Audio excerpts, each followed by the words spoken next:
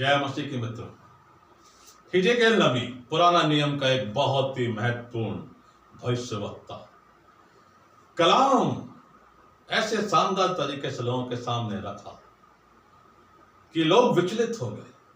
वो परमेश्वर की अगुवाई में, आत्मा की अगुवाई में बड़े ही सच्चाई के साथ कठोर हृदय वालों को तैयार कर रहा था कि वो पश्चाताप करें, उनके हृदय पिघल जाएं, वे पश्चाताप करें, क्योंकि परमेश्वर ने उसको चुना था। और यहेजकेल 37 में मैं आपका ध्यान आज ले जाना चाहता हूं। परमेश्वर का आत्मा यहेजकेल के भीतर समाया और परमेश्वर उसे एक तराई में ले गया, मध्य में खड़ा किया। और मैंने देखा कि तराई में सूखी हड्डियां ही हड्डियां हैं। और जो वो प्रश्न है, परमेश्वर ने यहेजकेल से कहा, क्या ये हड्डियां जी सकती हैं? जब हम अपने वर्तमान संसार को देखते हैं, तो कलीसियाई जीवन को देखते हैं या अन्य बातों को देखते हैं, बहुत से लोग सूखी हड्डियों के समान हैं। और उनसे वचन के द्वारा यह प्रश्न यहेजकेल नबी कर रहा है, परमेश्वर के वचन को लोगों से कर रहा है, क्योंकि परमेश्वर ने उससे कहा, पूछा, क्या ये हड्डियां जी सकती हैं? और उसने कहा, प्रभु ये आप ही जानते हैं। आज उन सूखी हड्डियों को, जिनके जीवन में आत्मिक फल नहीं है, जी उठने की जरूरत है। वे सूखी हड्डियां जो समाज में कुछ भी काम करने के लायक नहीं है, उनके भीतर प्रभु यीशु मसीह के लहू को प्रभावित करने की जरूरत है। वे लोग जो निराश हैं, दुखित हैं, अपने जीवन से परेशान हैं, डिसअपॉइंटेड हैं, निराश हैं, उनके जीवन में जो सूखी हड्डियों के समान है, परमेश्वर के वचन को धारा की नाई उंडेलने की जरूरत है।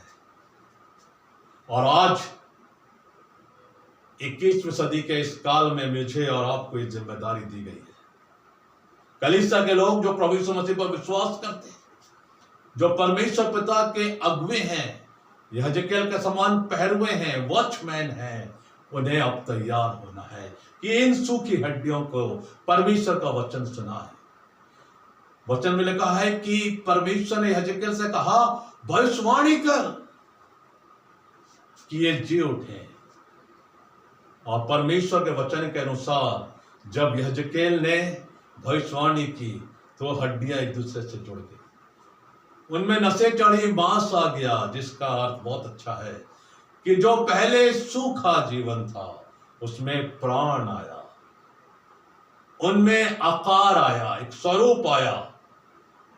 लेकिन अभी जो मांस चढ़ा है, नसें चढ़ी हैं, अभी उनमें जीवन के प्राण नहीं आए हैं। वो प्राण के लिए भी परमेश्वर की अगुवाई में यहेजकेल नबी भविष्यवाणी कर रहा है।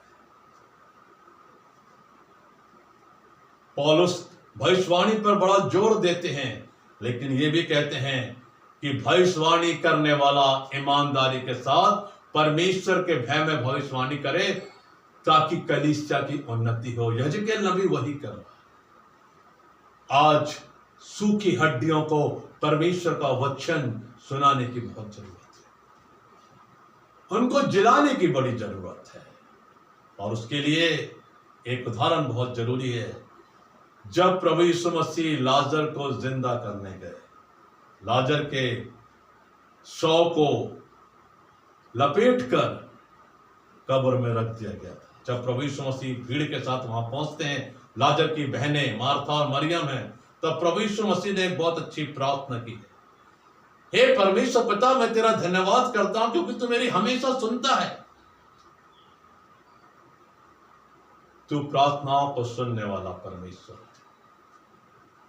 लेकिन मैं तुझसे विनती करता हूं कि आज तू मेरी मदद कर, ताकि ये लोग जाने कि मुझे तू ही ने भेजा है।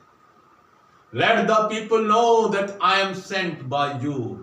आज हम प्रभु यीशु मसीह के शिक्षक हों, प्रॉफिट्स हों, प्रभु यीशु मसीह के प्रचारक हों, अगुवे हों, पासबान हों, अभिषिक्त लोग हों, हमें जरूरी है कि हमें प्रभु यीशु मसीह के वचनों के अनुसार आगे आना है। ये बात लोग जाने हमारे कार्यों के द्वारा, वाणी के द्वारा, कि हमें परमेश्वर ने भेजा है, जैसे प्रभु यीशु मसीह ने कहा, ताकि ये लोग जाने, भीड़ के लोग, कि मुझे तू ही ने भेजा है। और उन्होंने बड़ी ऊंची आवाज में चिल्लाकर कहा, हे लाजर बाहर निकल आ।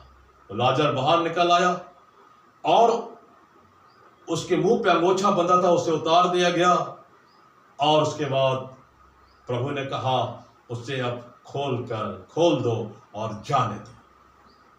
आज ये सूखी हड्डियों के स्वरूप में जो लोग हैं, जो बंधनों में जकड़े हुए लोग हैं, उनको हमें उनके बंधनों से आजाद करना है, खोल देना है, ताकि उस शैतान के बंधनों से मुक्त हो जाए और परमेश्वर के कार्य के लिए सेवा में निकल पड़े।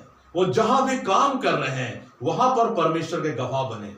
वो अपने आप को शैतानी हमलों से, बंधनों से बचा कर रखें और शांति के दूत बने, परमेश्वर के प्रेम के राजदूत बने और एक ऐसे गवाह ठहरे जिसके द्वारा परमेश्वर पिता के नाम को महिमा मिलने पाए। परमेश्वर पिता इन वचनों के द्वारा आपको आशीष दे। आमीन।